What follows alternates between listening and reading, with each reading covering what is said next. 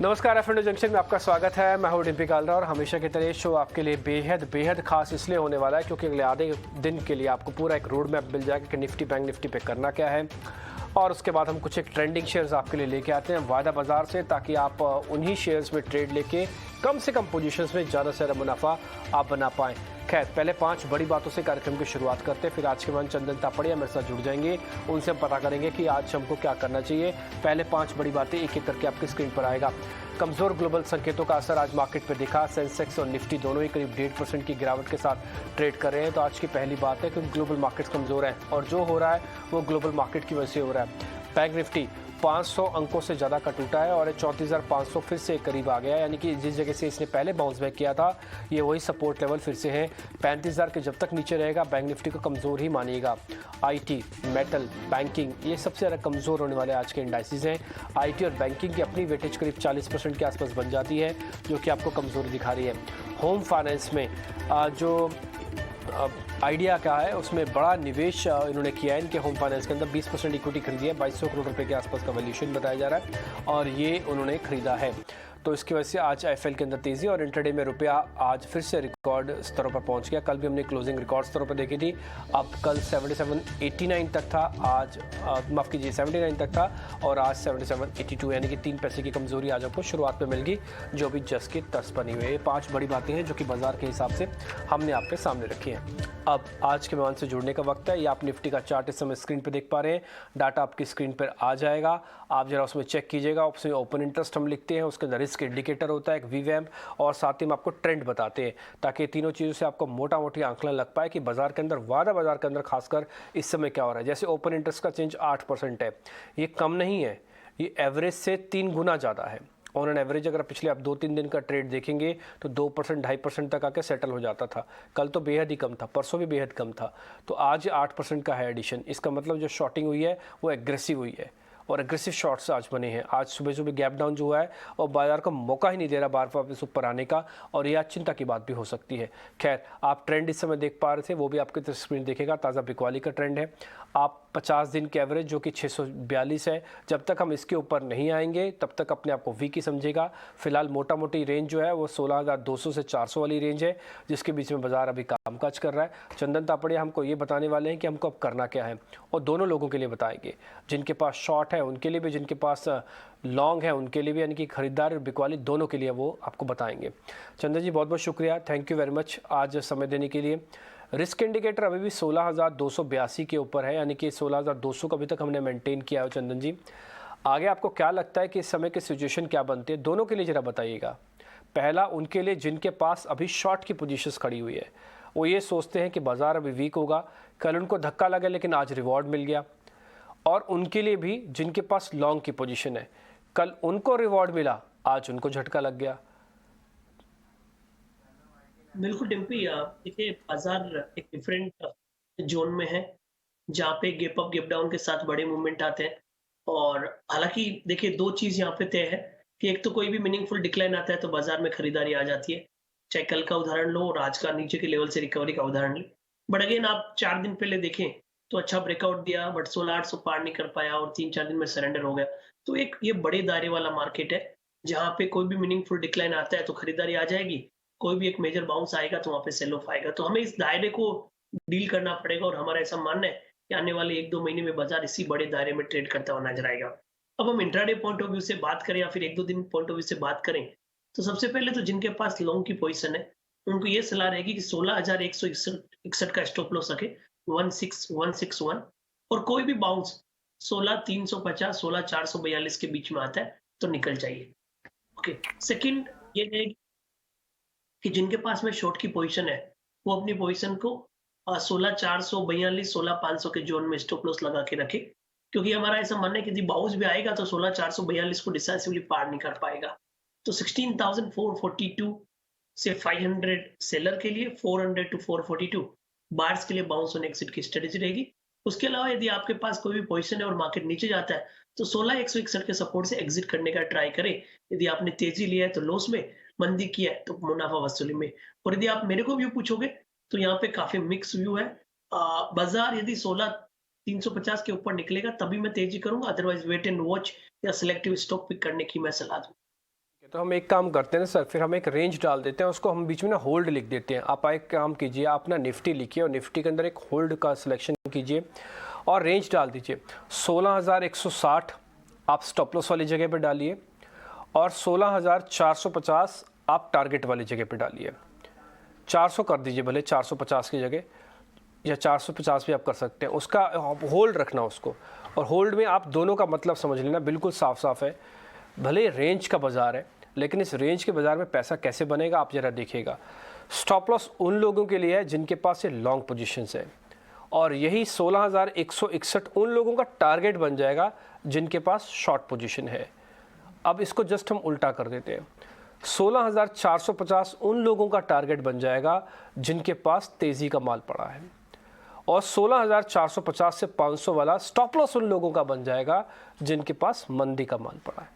तो ना तो बाय ना तो सेल, लेकिन इस दायरे के अंदर जो 300 सवा 300 पॉइंट का दायरा आपको इस समय स्क्रीन पे दिख रहा होगा, ये आप रेंज के अंदर बाजार है। इसी रेंज को अप्स एंड डाउन्स में भी खेल सकते हैं जब तक कोई डिसाइसिव एंगल नहीं आता। ये आपने जो चार्ट अपनी स्क्रीन पर हमने डाला है, ये उसी का है।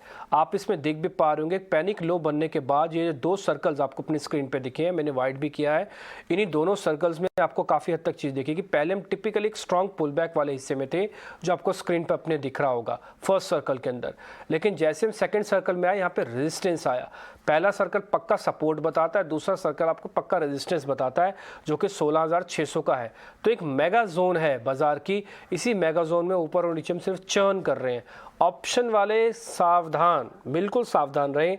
अगर आपको प्रोफेशनली काम करना आता है तो ठीक, नहीं तो सीधा नेकेड कॉल, नेकेड बाय या नेकेड सेल करना खतरनाक है।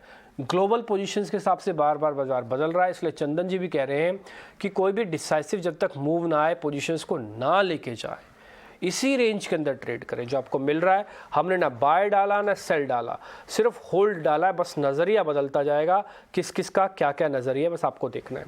खैर हम आगे बढ़ते हैं। चंदन जी, बैंक निफ्टी के बारे में अगर आप कुछ कहना चाहते हैं तो जरा वो भी बता दीजिए। हमने कुछ एक इंटरेस्टिंग डाटा बैंक निफ्टी का भी निकाला है, आपकी स्क्रीन पर जरा वो भी आ जाएगा, आप जरा नोटिस कर लीजिएगा। 10% का ओपन इंटरेस्ट इसमें है और ट्रेंड इसमें बिकवाली का है। 34,700 के ऊपर आने पर हमको लगता है थोड़ा सा ठीक हो सकता है ये, लेकिन अभी 34,700 के नीचे है ये। दूसरा, ये 35,000 के जब तक नीचे है, कितनी चिंता की बात है ये भी बता दीजिएगा सर। बिल्कुल, देखिए बैंक निफ्टी की बात करें तो बैंक निफ्टी ऑलरेडी प्रेशर में है। कल भी बाउंस हुआ था, बट वो बाउंस 35,150 35,250 के हर्डल को पार नहीं किया। उससे इम्पोर्टेंट चीज ये है कि बैंक निफ्टी जब आज से 10-12 दिन पहले एक ब्रेकआउट हुआ था, तो 34,750 के लेवल को सरपास करके ब्रेकआउट हुआ, और हमने कल और आज दोनों दिन उस लेवल को रेस्पेक्ट नहीं किया है। तो कहीं ना कहीं 34,750 निकलेगा, तब भी जाके बाजार में स्टेबिलिटी बनेगी।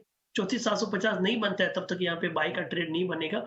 यदि 34,750 निकलता है तो जरूर यहाँ पे मैं 34,500 के स्टॉप लॉस से 35,500 तक के अग्रेसिव टारगेट भी सजेस्ट कर सकता हूँ, बट वो तभी होंगे जब 34,750 के लेवल निकलेंगे। अदरवाइज जिनके पास पोजीशन है वो वेट एंड वॉच का मोड रखे। 34,750 के ऊपर बाय ऑन सेल के दोनों ट्रिगर यहाँ पे एग्जिट होते हुए नजर आएंगे। बाय के लिए फ्रेश एंट्री बनेगा, सेल के लिए आपका ट्रेलिंग स्टॉप लॉस एग्जिट होगा यदि ऑलरेडी आपके पास सेल पोजीशन है। ओके ठीक है। अब आप जरा निफ्टी वाली बैंक निफ्टी के वही डाटा की प्लेट वापस लेके आएगा। आपने इसमें रिस्क इंडिकेटर डाला हुआ है जो कि 34,702 का है। ये चार्ट आप अपनी स्क्रीन पे बैंक निफ्टी का भी देख पा रहे हैं। वापस एक स्ट्रॉन्ग पुल बैक आया, बट पहले वाले के मुकाबले अभी वीकनेस उतनी ज़्यादा नहीं है। आप दोनों डाउन स्लाइड्स को देख रहे होगे, पहले वाले को सेकेंड वाले को भी, बट सेकेंड वाला बहुत ही नैरो रेंज का है, इसकी रेंज वाइड नहीं है।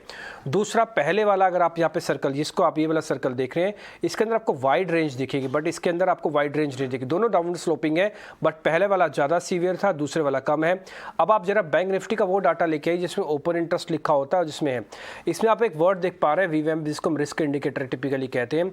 34,700 यही अभी लेवल्स आपको चंदन जी ने बताया कि जब तक 34,700 पार नहीं होगा तब तक हम डिसाइसिवली ये नहीं कह सकते हम थोड़ा ठीक हो रहे हैं। ट्रेंड बिकवाली का बरकरार रहेगा 34,700 तक, टिल 700 तक। अभी हम 100-150 पॉइंट इससे दूर हैं, तो अभी आपको कोई तेज़ी वाला मूव नहीं लेना। और हम तो ये भी बोलेंगे अभी सिर्फ वेट एंड वॉच कीजिए, कोशिश कीजिए कि थोड़ा वेट एंड वॉच करें, जल्दबाजी में ना आए। अभी बाजार के अंदर थोड़ा मुश्किल भी हो सकता है। आगे बढ़ते हैं, सीधा शेयर्स पे आ जाते हैं सर। तो आज के पहले तेज़ी वाले शेयर आपके स्क्रीन पर आएंगे, उसकी करते हैं शुरुआत।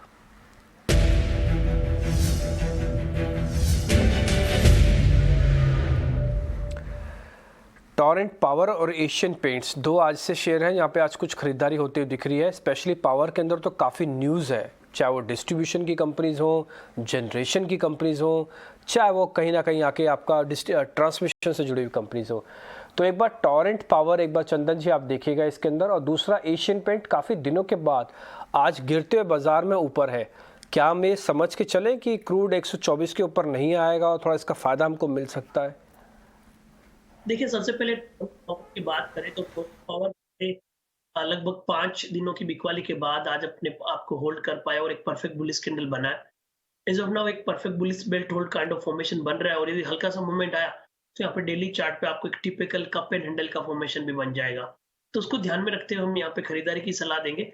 452 जो आज के डे का लो है, वो आपका सपोर्ट रहेगा। ऊपर में 485 से लेके 500 रुपए के अपसाइड के लिए।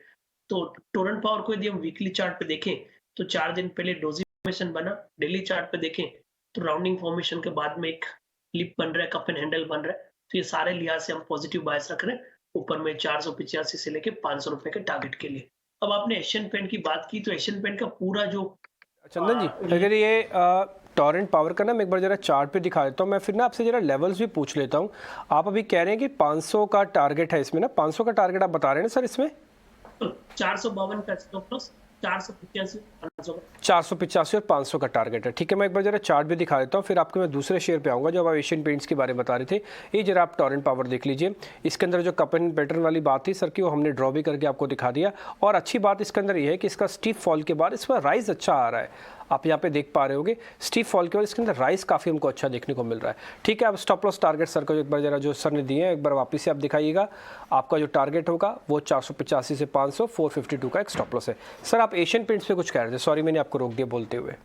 बिल्कुल डिम्पी, इस चार्ट के बारे में बताया और वो कन्विक्शन चार्ट खुद बता रहा है कि पावर कंपनी चल रहा है, इसमें लॉन्ग का बिल्टअप भी हुआ है और यहाँ पे अपमूव है। तो अब हम एशियन पेंट की बात करें तो देखिए डिम्पी, वीकली चार्ट एशियन पेंट का कमजोर है। बट यदि मैं डेली चार्ट के 2 प्राइस बिहेवियर देखूं, कल का कैंडल और आज का कैंडल, तो कहने की थोड़ी सी स्टेबिलिटी लग रही है। ये नहीं बोल सकता कि अग्रेसिव बाई है, मुझे लेवल पे बाई है, बट इतना जरूर बोल सकता हूँ आपके पास मंदी की पोजीशन है तो काटना चाहिए। एक बार के लिए स्विंग दिखा सकता है। तो एज ऑफ नाउ यदि आप देखोगे, अग्रेसिव स्टेंस नहीं है, बट फिर भी 1660 के सपोर्ट रहेंगे एक बार के लिए, 2800 रुपए तक के बाउंस के। 2800 रुपये तक के बाउंस के लिए एक बार आपको आ सकता है। असल में इसकी ना वजह भी है, आप अगर आपको मैं एक चार्ट पे दिखाऊंगा ना तो आपको थोड़ा क्लियर भी होगा। और ये बात शायद चंदन सर ने भी देखी होगी कि हाँ, इस पे पक्के तौर पर ट्रस्ट तो नहीं कर सकते, पर प्राइमा फेसी ऐसा लग रहा है कि शायद यहाँ पे शेयर रुक जाएगा और एक छोटा पुल बैक जरूर आपको दे सकता है। ये एशियन पेंट का चार्ट आपकी स्क्रीन पर दिख रहा है। आपको दो बॉटम्स हमने क्रिएट किए हैं, आपको दिख रहे होंगे यहाँ पे, एक फर्स्ट वाला दिस वन एंड सेकंड वाला दिस वन। दोनों के अंदर आप एक कॉमन चीज़ देख पा रहे होंगे कि दोनों के दोनों एक ही रेंज पे आके रुके और अब पुल बैक के साइन आपको दिखने लगे हैं। पिछली बार वाला भी वर्टिकल राइज हो गया था बाद में सेकंड डे, और इसके अंदर भी उम्मीद है कि आज का वॉल्यूम पैटर्न जो नीचे आप भी यहाँ पे देख पा रहे हैं, ये वॉल्यूम भी काफ़ी स्ट्रांग बनता हुआ दिख रहा है। तो उम्मीद तो है कि इसको एनगल्फ नहीं करेगा, यानी कि आज की जो बार्स बनी है इसको खाएगा नहीं और अपने प्रीवियस लो को वापस से ब्रीच करके तोड़ के नए लो की तरफ जाएगा नहीं। एशियन पेंट ऑल दो इसमें कोई दो राय नहीं है कि डेली चार्ट्स पे उसने एवरेज ब्रेक करके एक कमज़ोर पैटर्न बना हुआ है, लेकिन कमज़ोरी के अंदर भी ये चेक किया जाता है कितना कमज़ोर, क्या पीछे वाले लेवल्स को भी तोड़ रहा है, कम से कम वो नहीं तोड़ रहा। वो आपको यहाँ पे साफ साफ चार्ट पे दिख रहा होगा। इसलिए चंदन जी, पुल बैक का हम प्राइस का टारगेट क्या रखें सर एशियन पेंट्स का? बिल्कुल, हमने जो टारगेट की बात की 2800 रुपए की बात की। ठीक है, यदि पुल बैक है तो 2800 तक के पास स्विंग कर सकते हैं। 2800 का टारगेट। सर स्टॉप लॉस एक बार वापस से बताएंगे, थोड़ा सुन नहीं पाया था मैं। बिल्कुल, मेरे हिसाब से 2660 के आसपास की डाले, ऊपर में 2800 के लिए का टारगेट है। 2660 का हम एक स्टॉप लॉस डाल देते हैं यहाँ पे, और आप ये दोनों चीज़ें डाल दीजिएगा। 2800 का टारगेट, 2660 का स्टॉप लॉस। एशियन पेंट एक पुल बैक का सौदा है।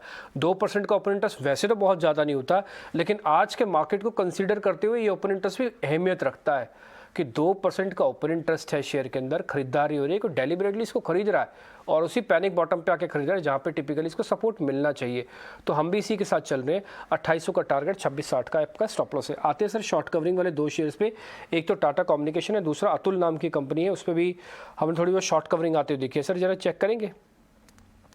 बिल्कुल, देखिए टाटा कम्युनिकेशन जरूर आज शॉर्ट कवरिंग का हुआ है, बट ज्यादा यहाँ पे प्राइस आ रहा है क्योंकि ये काउंटर एक साल में देखें तो लगभग 35-38% ऊपर के लेवल से गिरा है।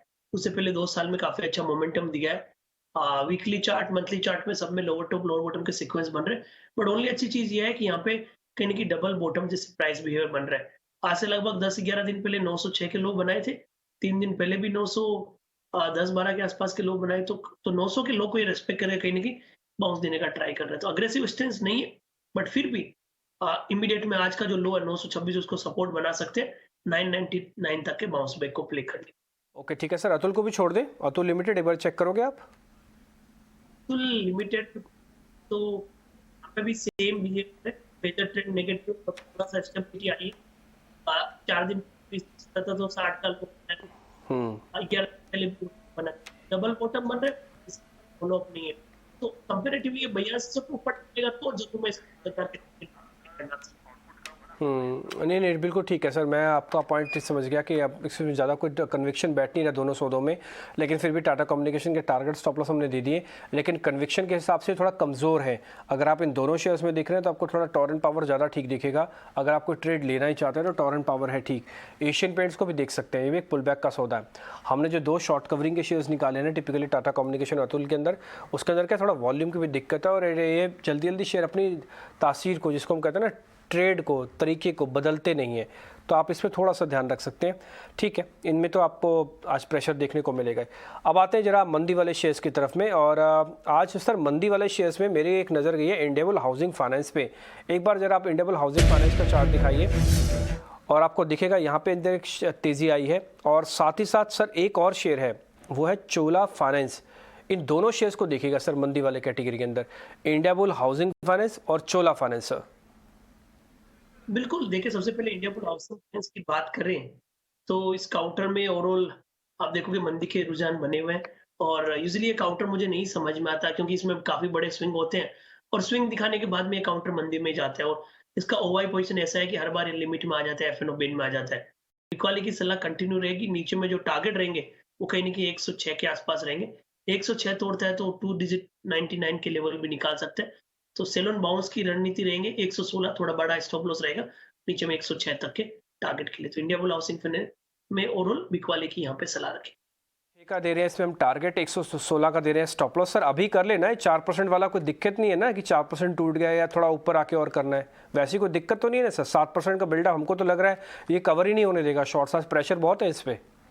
बिल्कुल, देखिए उससे इम्पोर्टेंट चीज़ है कि यहाँ पे 10 दिनों का नोटिस क्लोज देने के लिए काउंटर तैयार होगा, और वीकली चार्ट पे देखें तो लास्ट 3 वीक की क्लोजिंग से भी ये नीचे वीक होके मेरे हिसाब से ये लोवेस्ट वीकली क्लोजिंग होगी।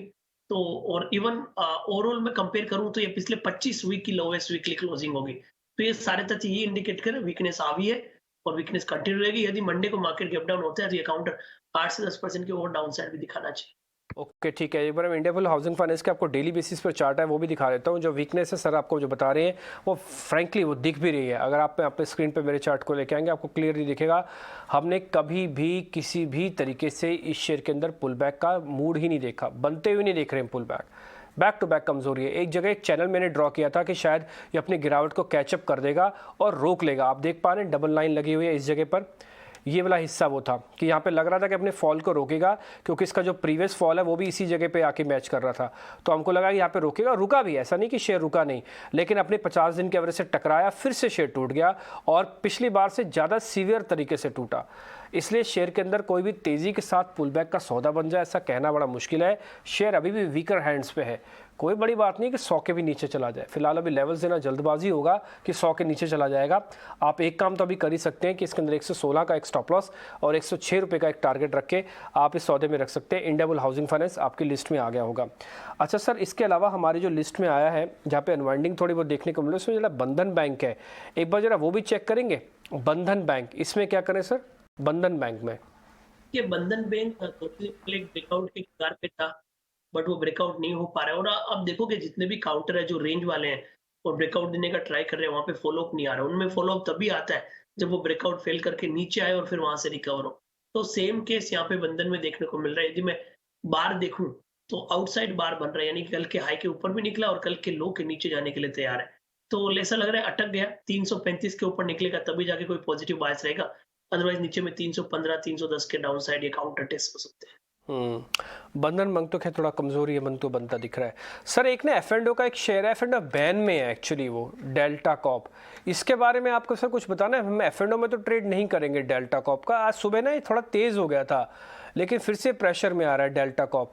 एक बार जरा चेक करके बताएंगे, क्योंकि जिनके पास भी पहले की पोजीशन है, मान लो बैन से पहले की पोजीशन है जिनके पास भी, उनका अप्रोच क्या होनी चाहिए? अभी थोड़ा और नीचे आएगा क्योंकि शॉर्टिंग से ही नीचे आया था सर। जिनके पास शॉर्ट होगा पोजीशन शायद अभी भी होल्ड करके रखे होंगे। आज इसने एक फॉल्स ब्रेकआउट करने की कोशिश की थी, ये फेल हो गया डेल्टा कॉप फिर से। देखिए यदि आप इसके वीकली चार्ट को देखोगे तो 9 सप्ताह हो गए, 9 सप्ताह में लगातार ये लोअर हाइज बना रहे हैं, यानी किसी भी प्रीवियस वीक के हाई के ऊपर नहीं जा रहा है। इस वीक का जो हाई है वो 207 रुपए है, और अगले वीक ये हाई निकाले तभी जाके एक बार की मंदी होगी। तो as of now lower highs का सीक्वेंस है। ऊपर में 207 निकलेगा तभी जाके मैं पोजीशन बनाने की सलाह दूंगा। हालांकि 207 यहाँ से चलेगा तो काफी ऊपर लेवल भी है, बट इस काउंटर की वॉलेटिलिटी काफी रहती है। तो as of now weekly chart को देखें तो clear lower top lower bottom के सीक्वेंस है। जरूर आज बाउंस हुआ था, बट बाउंस होने के बावजूद भी 200 रुपए का लेवल निकाल नहीं रहा है। 199, 199.20, और ऑप्शंस के डेटा को देखें तो 200 के कॉल में राइटिंग भी यहाँ पे बनी हुई है। तो 200 एक इमीडिएट मेजर हर्डल रहेगा, नीचे में 185, 178 के डाउन साइड। ठीक है, 185, 178 तक ये शेयर आ सकता है। मैं आपको एक बार जरा चार्ट डेल्टा कॉप के दिखा देता हूँ, आप जरा देखेंगे तो आपको क्लियर हो जाएगा एक्चुअली में प्रॉब्लम कहाँ पे है। ये एक अच्छा बढ़ के साइडवेज होके बाद फिर से स्टीप फॉल के अंदर दिखने वाला चार्ट है। डेली बेसिस पर आप इस चार्ट को देख पा रहे हो, यानी कि हर एक जो कैंडल है, एक जो आप लाइन देख पाते हो, एक दिन की है। बैक टू बैक सेलिंग आई है, और एक क्लियरली आप फॉल देख पा रहे हो, एक तरफा फॉल है। जो हमने क्या किया, हमने जैसे कोई चार्ट ड्रॉ किया, जब इसकी 200 दिन की एवरेज ब्रेक की, उसके बाद से 2 बार 3 बार टकराया कि ये ब्रेकआउट करेगा, यानी कि चैनल से बाहर निकलने की अटेम्प्ट लेगा, लेकिन वो भी फेल हो गई। आप इसको किस्तों में मान सकते हैं, पहले यहाँ पे रुकता, फिर यहाँ पे रुकता, फिर यहाँ पे आके रुकता, फिर जाके चलता थोड़ा बहुत, लेकिन हर जगह पे ये फेल हुआ और back to back non stop नीचे आ। बस एक ही चीज़ हमारे को इसमें कैवेट दिखता है, वो ये है कि जिस जगह पर आके अभी रुकने की कोशिश करेगा वो 165 रुपये वाला लेवल है, जहाँ सर आपको बता रहे हैं कि पुराने जगह पर आके रुक सकता है, क्योंकि यहाँ से इसका टिपिकली ब्रेकआउट हुआ था, वहाँ पर आके पूरा इसका ये सर्कल जो है वो कंप्लीट हो जाएगा। डेल्टा का फिलहाल अभी रुकना है, शॉर्ट जिनके पास पड़े हैं वो बने रहे, नए वाला तो कोई काम करेगा नहीं क्योंकि एफ&ओ बैन में शेयर है। तो डेल्टा कॉप के बारे में रिकमेंडेशन। चंदन जी, आपकी जरा ट्रेडिंग कॉल्स चाहिए सर, आपकी ट्रेडिंग कॉल्स क्या है? बिल्कुल, देखिए सिलेक्टिव चुनिंदा ट्रेडिंग आइडियाज यहाँ पे रहेंगे, क्योंकि मार्केट में फॉलो अप एक्शन नहीं देखने को मिल रहा है। तो एक ट्रेड बाय साइड में, एक ट्रेड सेल साइड में है। अब बाय साइड में एचएएल पे हमारा फोकस रहेगा। हमारा मानना है कि डिफेंस रिलेटेड कंपनीज काफी अच्छा कर रही है, और एचएएल, बीएल, और स्पेशली एचएएल देखें तो लगातार पिछले 4 सीरीज में काफी अच्छा मोमेंटम यहाँ पे बना हुआ है। वीकली सेटअप पे देखें तो इस 2 दिन पहले थोड़ी सेलिंग थी, बट अब वापस एक मेजर सपोर्ट से काउंटर टर्न हो रहा है। जिस तरह से प्राइस बिहेवियर बन रहा है, ऊपर में लग रहा है कि यहाँ पे रिसेंट का जो स्विंग आई है वो रीटेस्ट होने चाहिए। तो 1830 के सपोर्ट से खरीदारी की सलाह रखेंगे 1950 के टारगेट के लिए। दूसरा ट्रेड रहेगा वो सेल रहेगा हिंडाल्को में। मेटल काउंटर वीक है। ओवरऑल यदि बात करें तो हिंडाल्को में ये जो पिछले लगभग 5 वीक का कंसोलिडेशन है वो ब्रेकडाउन में तब्दील हो रहा है। तो हिंडाल्को में एक वाले की सलाह रखेंगे। 395 के स्टॉप लॉस है, 375 से 370 तक के डाउन साइड टारगेट। ओके ठीक है, हिंडाल्को आपको शॉर्ट करके चलना है। मेटल्स ऑलरेडी वैसे भी वीक है और 395 तक का टारगेट है। सुबह भी हम हिंडाल्को को देख रहे थे, और एचईएल हिंदुस्तान एरोनॉटिकल्स उसके अंदर खरीदारी है। एक छोटा सा ब्लिप जरूर आया था, इसके अंदर नीचे आने की अटेम्प्ट ले रहा था, लेकिन वापस इसने गति पकड़ लिया आज, और उम्मीद करते अपने 50 दिन के एवरेज को ब्रेक भी नहीं करेगा, उसके ऊपर वापस से आ गया। अगर आप मेरा चार्ट दिखा पाएंगे तो चलते चलते मैं हिंदुस्तान एरोनॉटिकल्स के बारे में आपको जरा भी दिखा भी दूंगा कि स्ट्रेंथ वाला शेयर है ये बाजार की गिरावट को बिल्कुल भी खराब नहीं करने दे रहा। थोड़ा सा ड्रॉ डाउन नीचे की तरफ कीजिए चार्ट, आपको पता लगेगा जब से ब्रेकआउट हुआ इसने 50 दिन के एवरेज के कभी भी इसको ब्रेक नहीं किया। एक छोटा सा ब्लिप जरूर यहाँ पे आया, लेकिन इसको कहते हैं ना डैमेज को कंट्रोल कर लेना, तो वो डैमेज कंट्रोल ऑलरेडी इस चार्ट के अंदर वापस से हुआ है। ठीक है सर, तो बहुत बहुत शुक्रिया चंदन जी आपका कार्यक्रम में जुड़ने के लिए। एचईएल प्लस कॉल हो गया आपका, और साथ ही आप बता रहे हैं कि डेल्टा कॉप भी वीक होगा, साथ ही हिंडाल्को भी और भी वीक हो सकता है। बहुत बहुत शुक्रिया sir, thank you very much.